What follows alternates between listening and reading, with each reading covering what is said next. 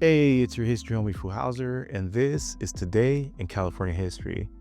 On March 10th, 1933, a 6.4 magnitude earthquake struck Long Beach, causing $50 million in damage and killing 120 people.